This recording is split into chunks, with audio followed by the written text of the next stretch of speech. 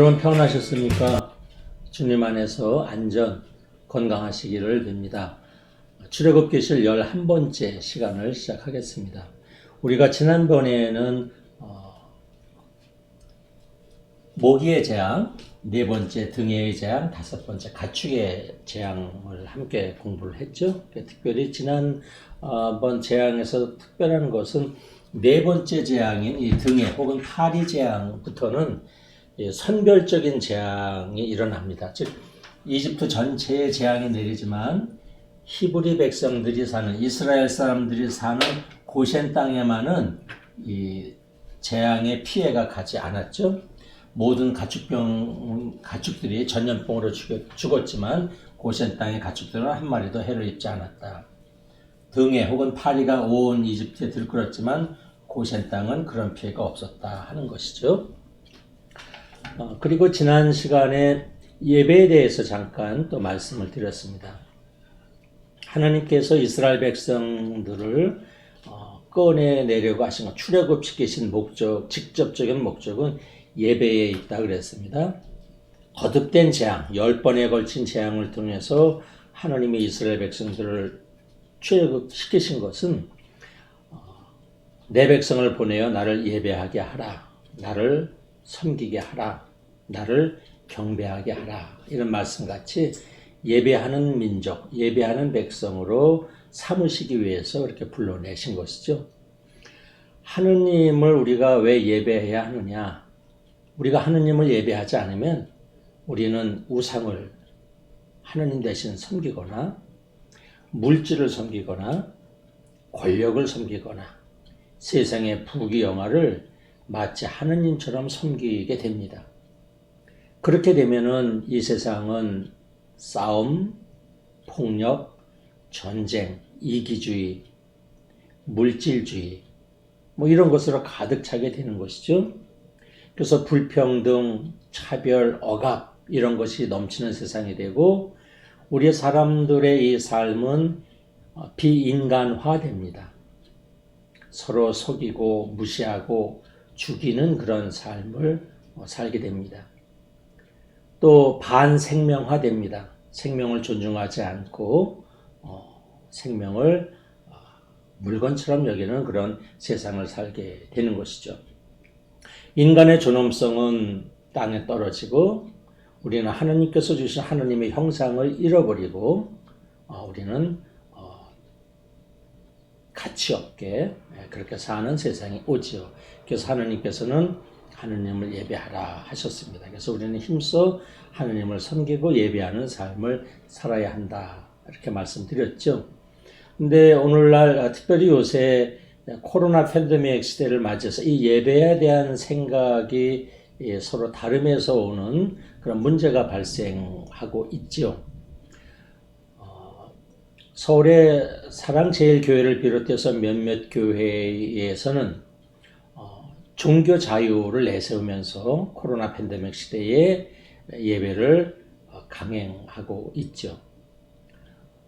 이것은 그렇게 해서 예배를 강행하다가 많은 그 감염자가 발생했고 또 사회적인 불안, 또 사회적인 고통을 증가시키는데 원인을 제공하고 있지요. 더구나 이런 교회들은 정부의 방역 대책에 비협조적으로 나오고 심지어 자기네 교회에 코로나가 누가 와서 퍼뜨린 것이다, 즉 음모론을 주장하기도 합니다. 이런 교회의 모습은 바른 교회의 모습이 아니고 바른 예배의 모습이 아니고 이런 교회를 이끌어가는 목회자는 바른 목회자가 아닙니다. 예배는 소중한 것이고 예배는 꼭 드려야 합니다. 그러나 만약에 독재자나 악한 세력이 종교 탄압을 하고 예배를 못 드리게 한다면 우리는 정말 목숨을 걸고 예배를 지켜내야 합니다. 그러나 코로나 팬데믹 시대에 감염 방지를 위해서 대면 예배를 잠깐 중단할 수가 있는 것이죠. 우리 크리스천들이 그렇게 소중히 여기는 예배를 이 대면 예배를 잠깐 중단하는 겁니다. 자기 희생입니다.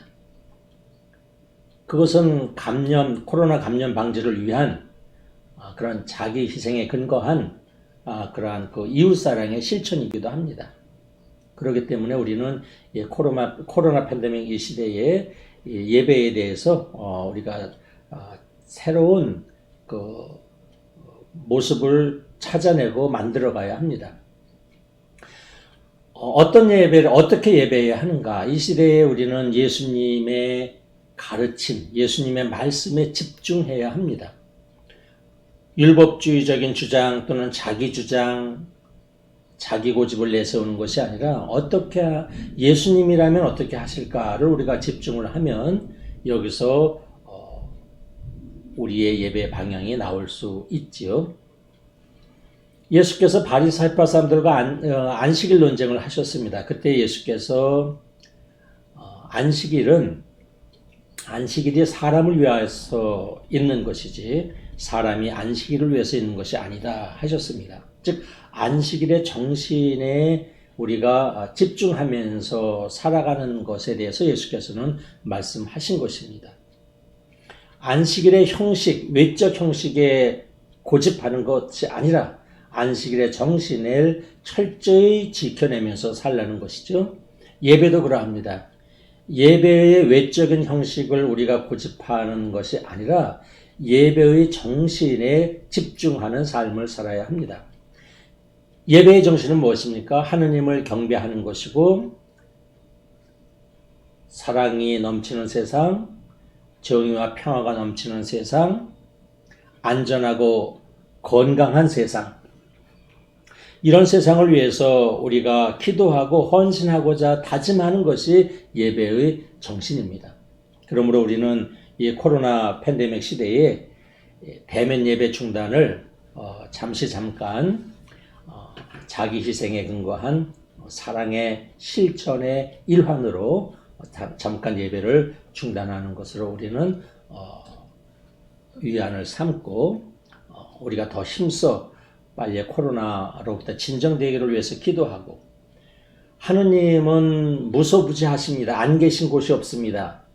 우리 각자 있는 자리에서 기도하고 말씀을 묵상하고 복음을 전하고 사랑을 나누면서 우리가 하느님을 섬기는 길을 가야 하고, 우리의 삶을 통해서 하느님을 예배하고 섬기는 생활 예배의 새로운 모습을 우리가 또 찾아내야 할 것입니다. 그것이 코로나 팬데믹 시대에 우리 크리스찬들이 해야 할 일이 아닌가 생각을 합니다.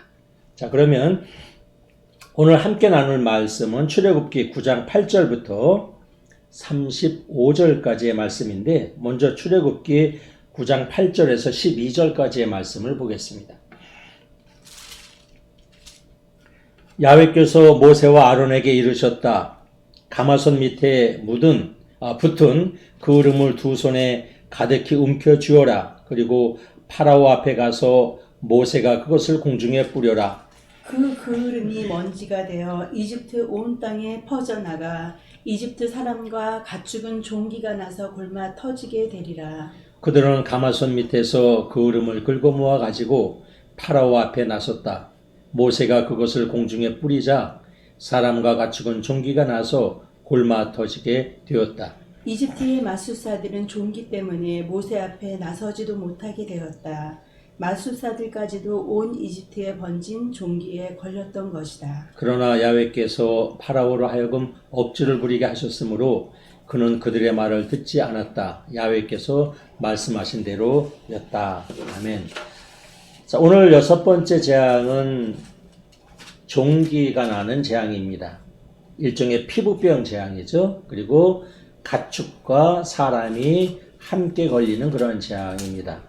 점점 재앙의 이 강도가, 재앙의 고통이 점점 심해지는 그런 재앙으로 옮아가고 있습니다. 이 6번째 재앙은 3번째 재앙처럼 사전 경고가 없습니다.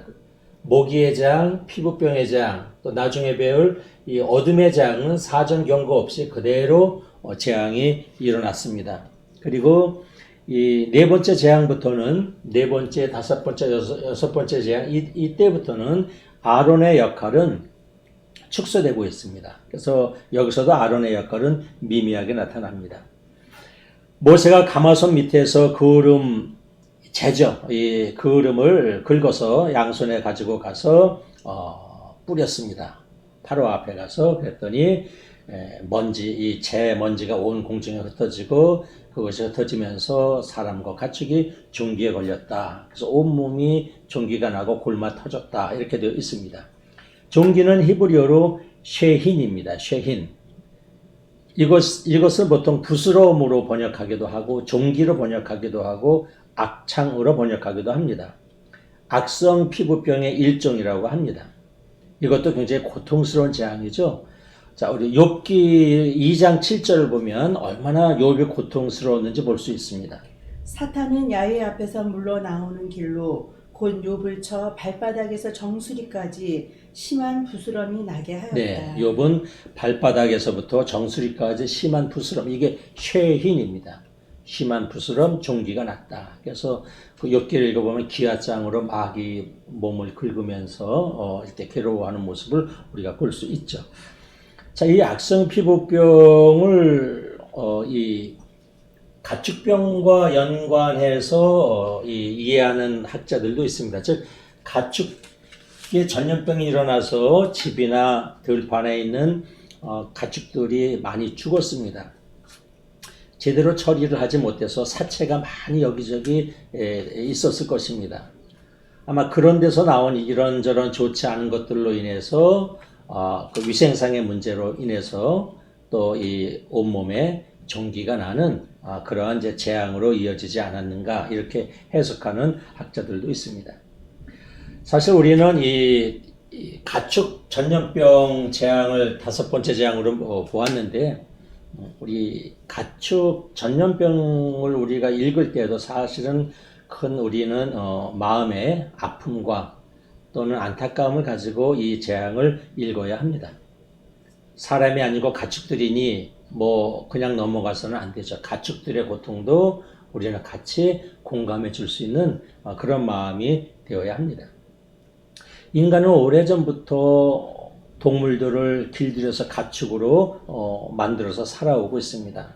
그래서 거기서 고기를 얻기도 하고 농사를 짓기도 하고 운반용으로 이용하기도 하고 요즘은 이제 애완동물, 더 나아가서 반려동물의 관계까지 이제 가고 있습니다.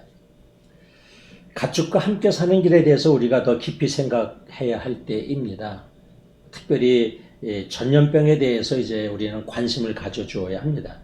최근에 광우병, 구제역, 돼지열병 또는 조류독감 등등 이 가축들 또는 이 동물들 사이에서 일어나는 전염병이 굉장히 많이 발생하고 있습니다. 전염병에 걸리면 요즘은 살처분합니다. 금세 전염병이 옮아가기 때문에 살처분하죠. 뉴스를 보면 정말 죽는 그 구덩이를 끌려가는 소들을 보면 죽음을 직감한 동물의 모습들도 볼 수 있습니다. 그리고 자기가 기르던 수많은 이런 돼지나 소를 살처분시킨 그 주인은 정말 몇 날 며칠을 고통 속에서, 상처 속에서, 아픔 속에서 지나게 됩니다. 자식처럼 기르던 가축들을 생으로 땅에 파묻은 그 농부의 마음을 생각해 보십시오. 그러므로 우리는 이 가축들의 전염병, 가축들의 병에 대해서도 무심할 수 없습니다. 요즘 더욱 위험한 것은 사람과 가축이 함께 걸리는 이른바 인수 공통 전염병이 늘어나고 있습니다. 메르스, 사스가 그런 것이고 지금 우리가 고통받고 있는 이 코로나 바이러스도 박쥐와 연관이 있다고 하죠. 메르스는 낙타와 연관이 있다고 하고 이렇게 우리 주변에 가축들이나 동물들이 걸리는 전염병이 바이러스가 이제 우리 인간에게도 영향을 주는 일들이 다반사로 일어나고 있습니다. 우리는 그러므로 이 세상을 살면서 이제 가축들 또 동물들과의 관계에 대해서도 우리가 잘 돌봐주고 그들의 생활 터전, 아마존 같은 살림을 잘 보존해 주어야 합니다. 그래서 동물이 마음 놓고 살 수 있는 터전을 마련해 주는 일들을 우리가 해야 합니다. 창세기 1장 28절에 보면 하느님께서 땅 위의 동물들을 잘 다스리라, 잘 돌보라 이렇게 말씀하십니다. 사람과 동물들은 함께 살아야 할 존재들입니다. 그러므로 우리는 그들의 생활 환경 또 그들의 전염병과 관계된 이런 것들을 우리가 돌보면서 같은 이 지구상에서 같은 세상을 살아가는 그런 그 생명으로서 우리가 관계를 맺으면서 살아야 하지 않을까 하는 것입니다. 하여간 이 피부 전염병이 먼저 다섯 번째 가축 전염병으로부터 연결되지 않았는가 해석한 학자들도 있다는 것을 설명하다가 여기까지 왔습니다. 그 다음에 또 이 피부 전염병을 이렇게 설명하는 학자도 있습니다. 모세가 가마솥에서 이 끓음을 긁어냈다고 하는데 사실은 이 가마솥을 일종의 용광로 또는 큰 어떤 그 로라고 보면 되겠습니다. 왜냐하면 이집트에서 이스라엘 사람들은 수많은 벽돌을 구워내야 했습니다. 그래서 이 벽돌을 만들어서 구워내는 그 어떤 큰 화로나 뭐 이런 것이 있었을 것입니다. 이 큰 화로는 히브리인들에게는 고통의 상징입니다. 매일같이 거기 가서 불을 떼고 벽돌을 만들어내야 하는 아주 그 고통의 상징이 화로였을 것입니다. 더구나 이스라엘 사람들에게 집도 제대로 주지 않으면서 분량을 똑같이 만들어내라고 막 다그치죠. 이 고통의 상징인 이 화로에서 그름을 떼죠. 그름을 긁어내서 손에 들고 가서 공중에 뿌려죠. 그래서 그 먼지들이 그름들이 피부 재앙을 일으켰다 하는 것은 하느님께서 이 히브리 백성들의 고통의 상징인 그 가마솥에서 그름을 만들어서 뿌려서 그 이집트를 심판하시고 징계하신 것이다. 이렇게 해석을 하는 사람들도 있습니다.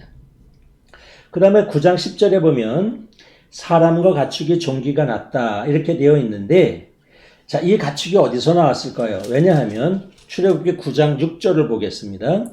이튿날 야훼께서는 말씀하신 대로 행하셨다. 이집트인들의 가축은 다 죽었는데. 네, 거기까지요.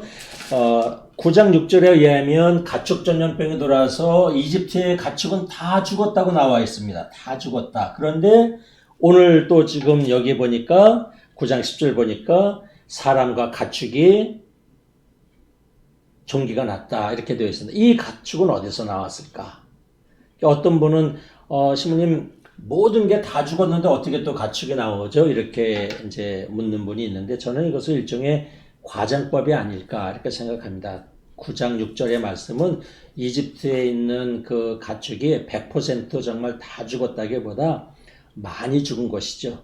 그걸 다 죽었다. 일종의 과장법처럼 그렇게 쓰지 않았는가 그렇게 해석을 하면 이 문제가 그렇게 어렵지 않습니다. 이집트 마술사들도 이 종기를 일으키려고 했지만 실패합니다. 이집트 마술사들의 한계, 무력함을 여기서 말해주고 있죠. 이 종기, 여섯 번째 종기 재앙의 의미는 이집트 사람들은 의술을 주관하는 신으로 임호탭이라는 신을 섬기고 있었습니다. 그런데 하나님께서 이 종기를 일으켰을 때에 이 임호탭이 아무 역할을 하지 못하죠. 즉 이것은 뭐냐면 야훼 하나님은 이집트의 이런 신들을 무력화시킬 수 있는 전능하신 분임을 얘기하고 있습니다. 야훼 하나님께서 이집트의 질병과 이런 것을 오게도 하시고 끝이게도 하실 수 있는 그런 정말 능력 있는 전능하신 하나님임을 이 종기재앙이 파라오나 이집트 사람들에게 말해주고 있다 하는 것입니다.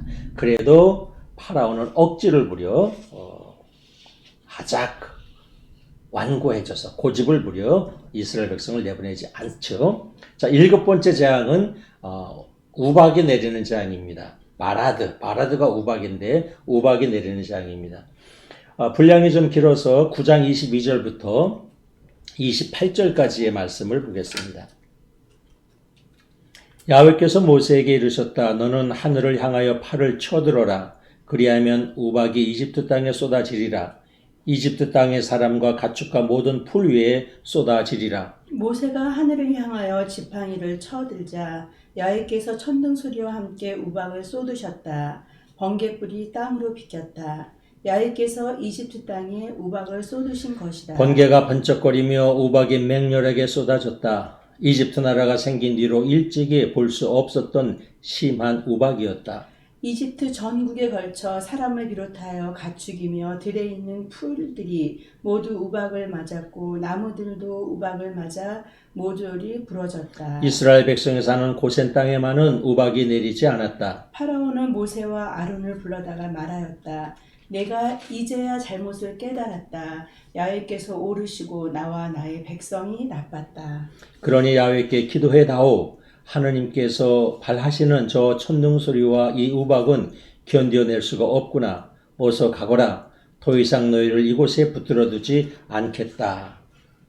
우박 재앙은 모세를 통해서 이른 아침에 경고를 하죠. 자, 이른 아침에 모세에게 경고하는 재앙은 첫 번째 재앙, 네 번째 재앙, 일곱 번째 재앙입니다. 일곱 번째 재앙에 모세가 이른 아침에 파라오에게 가서 이제 우박 재앙이 내릴 것을 경고를 합니다.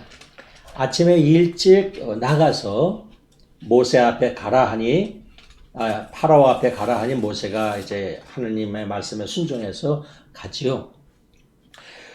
여러분 이 열 번째 재앙까지 계속 내내 모세는 하느님께서 가라 하시면 파라오 앞에 가서 이 하느님의 말씀을 선포합니다.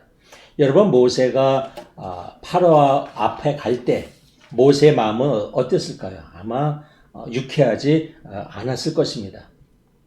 모세가 파라오 앞에 갈 때마다 그는 권위주의적이었고 그는 교만하고 완고하고 그는 늘 모세랑 반대 입장을 취했습니다.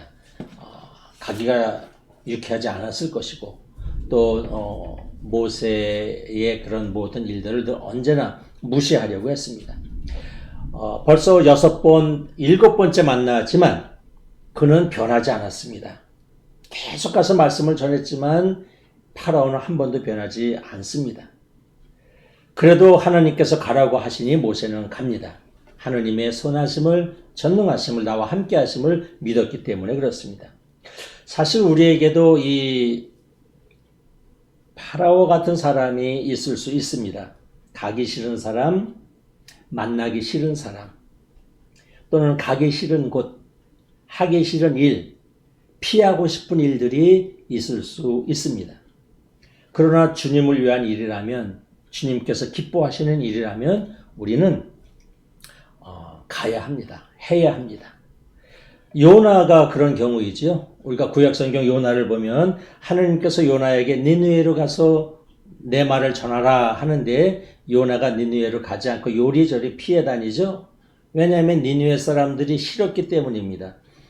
민족 감정이 있었죠. 니느웨 사람들이 유대 민족을 무시하고 못되게 굴고 억압을 하니까 유대인인 요나는 가기 싫었던 것이죠. 그런데 그래서 요나 1장의 2절을 보겠습니다. 어서 저 큰 도시 니느웨로 가서 그들의 죄악이 하늘에 사무쳤다고 외쳐라. 네, 하나님께서 어서 니느웨로 가서 외쳐라 하지만 요나는 가기 싫어했습니다. 거절했습니다. 도망을 가죠. 그러나 하나님은 그 요나를 배를 타고 도망가는 요나를 잡아서 물고기 뱃속에 들어가게 했다가 회개시켜서 그를 니느웨로 보냈다 하는 것이죠. 또 성경에 보면은 가기 싫은 사람을 가게 한 것이 또 있는데 사도행전 9장 11절에 보면 다마스쿠스에서 기도하던 아나니아라는 주님의 종이 있었습니다. 어느 날 기도하고 있었는데 주님께서 음성을 들려주십니다. 아나니아야, 다르소 사람 사울이 멀지 않은 곳에 있으니 그에게 찾아가서 기도해서 그의 눈을 뜨게 해주거라. 아나니아가 대뜸 주님에게 말합니다. 주님, 저는 가기 싫습니다. 사울이 어떤 사람인지 주님 아시지 않습니까? 그는 우리 주님을 믿는 사람들을 핍박하고 박해하고 손해를 주는 사람입니다. 가기 싫습니다. 이렇게 얘기를 하죠. 이때 주님께서 아나니아에게 이렇게 말씀하십니다. 사도행전 9장 15절입니다. 주께서는 그에게 다시 이렇게 말씀하셨다. 그래도 가야 한다. 그 사람은 내가 뽑은 인재로서 네. 내 이름을 그래도 가야 한다. 왜냐하면 그는 내가 뽑은 사람으로서 내가 크게 쓸 사람이야. 그러니까 그래도 가라. 이렇게 합니다. 그래도 가라. 스페인에 있는 중세시대에 세워진 수도원이 있는데 그 벽에 이런 말이 쓰여져 있다고 합니다. 순례자여, 길은 없다. 하지만 우리는 계속 가야 한다. 이렇게 되어 있습니다. Caminantes no hay caminos, hay que caminar. Caminantes, 순례자들이여, no hay caminos, 길은 없다. hay que caminar, 그렇지만 우리는 가야 한다. 이런 말이 있습니다. 우리의 눈에는 가능성이 길이 안 보일 때가 있습니다. 왜냐하면 우리는 한 치 앞을 내다볼 수 없는 그런 존재들이기 때문에 그렇습니다. 그러나 하느님의 생각은 우리의 생각과 다르십니다. 하느님의 마음은 우리의 마음과 다르십니다. 그래서 우리는 하느님께서 가라고 말씀하시면 그 말씀을 믿고 우리는 가야 합니다. 하느님께서 행하라고 하시면 그 말씀을 믿고 우리는 행해야 합니다. 기도하라 하시면 기도해야 합니다. 행하라 하시면 순종해야 합니다. 여러분, 오늘 모세처럼 주님께서 말씀하시면 주님을 위한 일이라면 모세처럼 순종하는 믿음의 사람이 되기를 간절히 바랍니다. 9장 20절에서 21절에 보면 하나님께서 모세를 통해서 우박의 재앙을 내려주시면서 피할 길을 예비해 주시죠. 자, 이렇게 우박이 내릴 텐데 종들과 가축들을 집 안으로 들여놓는 사람들은 살 것이다. 이렇게 예방책을 마련해 놓죠. 자, 이 말을 파라오 신하들의 일부는 듣고 일부는 듣지 않습니다. 그 말을 마음에 새겨들인 사람들은 내일 우박이 내린다 그랬으니까 이제 내일은 종들로 하여금 밖에 나가지 말고 모든 소떼 양떼를 다 우리 안으로 집어넣으라고 합니다. 그런데 이 말씀을 허술하게 여겼던 그 파라오의 신하들은 그대로 뒀다가 그 다음날 큰 피해를 당합니다. 자, 여기서 우리가 주목해야 할 것이 이제 7번째 재앙 정도가 되니까 파라오의 신하들도 그 일부가 모세의 말을 듣기 시작합니다. 모세가 전하는 하느님의 말씀을 듣습니다. 왜냐하면 계속 6, 7번 이런 많은 재앙을 통해서 하나님의 말씀하시는 대로 그 다음날 다 이루어지는 겁니다. 이제 파라오의 신하들도 처음에는 모세의 말을 귓전으로도 듣지 않았는데 이제 모세의 말씀을 모세가 전하는 말씀을 그대로 듣죠. 그래서 몇몇 신하들은 정말 그대로 대비를 해서 피해를 당하지 않았다. 즉 이제 7째 재앙 정도가 되니까 파라오 신하들의 마음의 문이 열리기 시작한다는 것을 이 귀절은 우리에게 말씀해주고 있습니다. 이것은 아주 놀라운 변화입니다. 9장 23절에 보면 모세가 하늘을 향해서 지팡이를 쳐들자 천둥, 번개, 우박이 내렸다 이렇게 되어 있습니다. 그리고 9장 33절에 보면 비도 내렸다. 즉 폭풍우가 내려친 거죠. 폭풍우가 오면서 천둥, 번개, 비, 우박이 함께 다 내려온 것이죠. 개역 성경에는 이 번개불을 그냥 불덩어리라고 번역을 했습니다. 불덩어리, 불덩이가 떨어졌다 이렇게 번역을 하고 있습니다. 자, 이렇게 되니 어떤 피해가 일어납니까? 모든 풀들은 우박에 떨어져서 다 상하죠. 농작물 다 상하죠. 나무 다 부러집니다. 사람이 맞아서 죽을 정도입니다. 가축도 맞아서 죽습니다. 어마어마한 우박 덩어리가 떨어지니까 이집트의 모든 전국은 초토화가 됩니다. 웬만한 약한 지붕들은 다 무너집니다. 그런데 고센 땅에 살고 있는 히브리 백성, 이스라엘 사람들은 피해가 없었다. 선별적인 재앙이 일어난 것이죠. 자, 이런 그 어마어마한 재앙이 이렇게 일어나서 큰 피해를 주었습니다. 그러자 9장 27절에 보면은 드디어 파라오가 처음으로 자신의 죄를 고백합니다. 내가 잘못을 깨달았다. 하느님이 옳고 나와 내 백성이 그르다. 개역성경은 이렇게 말씀합니다. 내가 범죄하였노라. 여호와는 의로우시고 나와 나의 백성은 악하도다. 이렇게 이제 자신의 죄를 고백합니다. 하느님의 의로우심을 인정합니다. 하느님의 능력을 인정합니다. 자신의 허물, 자신의 무력함, 자신의 한계를 인정합니다. 근데 중요한 것은 이것이 오래 가지 않았다는 것입니다.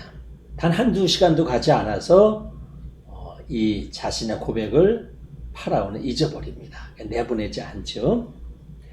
자, 이 7번째 재앙의 의미는 하느님은 비와 우박, 천둥 번개를 내려서 이집트의 신들이 섬기던 하늘을 주관하던 신들을 무력화시킵니다. 이집트 사람들이 섬기던 신들이 누구였냐 하면 하늘을 주관하는 신으로 누트라는 신을 섬겼고 날씨를 주관하는 신으로 슈라는 신을 섬겼고 곡물을 주관하는 신으로 세스라는 신을 섬겼습니다. 그런데 이런 신들이 아무 역할을 하지 못합니다. 하느님이 비바람 천둥일 때에 이 신들이 아무 역할을 하지 못하죠. 이것을 보면서 이집트 사람들은 히브리인들의 하나님 야훼 하나님이 우리가 믿고 섬기던 신을 이기시네. 우리의 신들이 아무 역할을 못하네. 저 하나님에게 우리의 신들이 졌구나. 이런 것을 깨닫게 됩니다. 온 이집트 땅에 하느님 같으신 분이 없다는 것을 알려준 그런 기적이죠. 그러나 이런 놀라운 기적이 일어났고 또 천둥 치고 번개가 치고 또 우박이 떨어지는 기적이 내려오는 것만 해도 기적이고 무서운 일인데 이 지역은 하나도 해를 입지 않았습니다. 얼마나 놀라운 일입니까? 자, 이런 정도의 기적이 일어났으면 여러분들은 어떻겠습니까? 마음이 열리지 않을까요? 그러나 파라오는 7번의 재앙을 보고도 이렇게 선별적으로 일어나는 분명 확연하게 하느님의 이런 섭리에서 일어나는 기적 또는 재앙인 것을 보면서도 파라오는 마음이 열리지 않습니다. 고집을 내려놓지 않습니다. 자, 7째 재앙을 마치면서 우리는 변하지 않는 파라오의 완고함을 봅니다. 그는 7번이나 재앙을 만나고도 하느님의 능력과 하느님의 이러한 놀라우신 기적을 보고도 선별적인 재앙을 보고도 모세와 약속을 했어도 또 이 재앙을 통해서 여러 번의 재앙을 통해서 자기 백성들이 고통을 당하고 가축들이 죽어나가고 농작물이 다 망가져가는 것을 보면서도 그는 그대로 완고함을 지니고 있습니다. 하느님의 말씀을 받아들이지 않습니다. 이스라엘 백성을 내보내지 않습니다. 완고함이 얼마나 무서운지를 보여주고 있습니다. 우리는 파라오를 통해서 어쩌면 오늘 우리들의 마음, 오늘 우리 현대인의 어쩌면 나의 완고함을 볼 수도 있습니다. 여러분, 출애굽기에서 가장 많이 나오는 단어 가운데 하나가 완고, 고집, 완악, 카베드, 하작입니다. 여러분, 우리 몸은 굳어지면 좋을 게 하나도 없습니다. 관절이 굳어지거나 심근경색이 생기거나 뇌경색이 오거나 간경화가 오거나 하여간 우리 몸에 굳어지면 좋은 것이 하나도 없습니다. 마음의 굳어짐은 더더욱 그러합니다. 마음이 굳어지면 우리 몸에 더 나쁜 영향을 줍니다. 목은 뻣뻣해집니다. 얼굴은 뻔뻔해집니다. 귀는 닫히게 됩니다. 남의 의견이나 충고를 받아들이지 않습니다. 무엇보다도 하느님의 말씀 앞에 마음이 열리지 않습니다. 누구의 가르침, 누구의 깨달음을 받아들이려 하지 않습니다. 그러므로 우리는 매일 마음을 살피고 돌보고 가꾸어야 합니다. 예수께서 매우 안타까워하시고 심지어 분노하신 점이 있는데 하셨을 때가 있는데 뭘 보고 예수께서 안타까워하시고 분노하셨는가 하니 제자들이나 사람들의 마음의 완악함을 보시고 예수께서 분노하시고 안타까워하셨습니다. 율법주의에서 헤어나지 못하는 바리사이파 사람들을 보시고 예수께서 안타까워하셨습니다. 부활하신 예수님을 받아들이지 않고 알아보지 못하는 제자들을 보시면서 이렇게 마음이 완악하냐 꾸짖으셨습니다. 어느 날 안식일에서 회당에서 손에 장애가 있는 사람을 보고 예수께서 고쳐주시려고 하자 바리새파 사람들과 많은 사람들이 예수님을 쳐다봅니다. 그 장애인의 아픔의 고통에서 쳐다보는 게 아니라 예수께서 안식일 날 고쳐주시면 고발하려고 쳐다봅니다. 이러한 사람들을 보시면서 예수께서 이렇게 말씀하십니다. 마르코복음 3장 5절입니다. 예수께서는 그들의 마음이 완고한 것을 탄식하시며 녹이 띈 얼굴로 네, 그들의 마음이 완고한 것을 보시고 탄식하시며 안타까워하시며 녹이 띈 얼굴로, 화가 난 얼굴로 말씀을 하셨다. 이게 아닙니다. 개역 번역에는 그들의 마음의 완악함을 탄식하사 노하심으로, 영어 번역에는 hardness, stubbornness 또는 stony, 돌 같은 마음, 이걸 stony heart 이렇게 말씀합니다. 우리는 마음의 이 완악함에서 벗어나야 합니다. 날마다 마음을 갖고 와서 부드러운 마음을 유지해야 되는데 이것이 쉽지 않습니다. 하느님의 영을 받을 때에 하느님이 도와주셔야 하느님의 영이 함께 하실 때에 우리는 부드러운 마음을 지닐 수 있는데 에제기엘 36장 26절에서 이렇게 말씀합니다. 새 마음을 넣어주며 새 기운을 불어 넣어주리라. 너희 몸에서 돌처럼 굳은 마음을 도려내고 살처럼 부드러운 마음을 넣어주리라. 네, 새 영을 우리에게 부어주셔서 돌처럼 굳은 마음을 버리게 하고 제어하고 살처럼 이 살처럼 보들보들한 마음을 우리에게 넣어주시리라 하셨습니다. 개역번역은 이렇게 말씀합니다. 또 새 영을 너희 속에 두고 새 마음을 너희에게 주되 너희 육신에서 굳은 마음을 제거하고 부드러운 마음을 줄 것이며 이렇게 되어 있습니다. 살처럼 부드러운 마음, 돌처럼 굳은 마음을 제거하고 살처럼 굳은 마음을 지니라고 성경은 말씀합니다. 마음은 부드러워야 합니다. 요즘 완고한 사람이 너무 많습니다. 자기의 옳음, 자기의 정치관, 자기 생각, 자기 주장 이외에는 받아들이려 하지 않습니다. 자기와 다르면 듣지 않습니다. 배척합니다. 적으로 돌립니다. 안타까운 현실입니다. 예수께서는 온유한 사람은 행복하다. 그들이 땅을 기업으로 받을 것이다 말씀하십니다. 이게 완악함의 반대이니 온유한 사람이 받는 축복입니다. 7번 재앙을 만나면서도 완고함을 버리지 않은 파라오의 모습이 어쩌면 오늘 우리의 마음일 수도 있습니다. 우리는 마음이 온유해야 합니다. 따뜻함이 있고 부드러움이 있어야 합니다. 열려 있어야 합니다. 온유는 내 안에 하느님의 말씀이 진리가 들어오는 문입니다. 여러분, 진리는 머리를 통해서 들어오지 않고 온유의 문을 통해서 들어옵니다. 온유해야 하느님의 말씀이 우리 심령 안에 들어옵니다.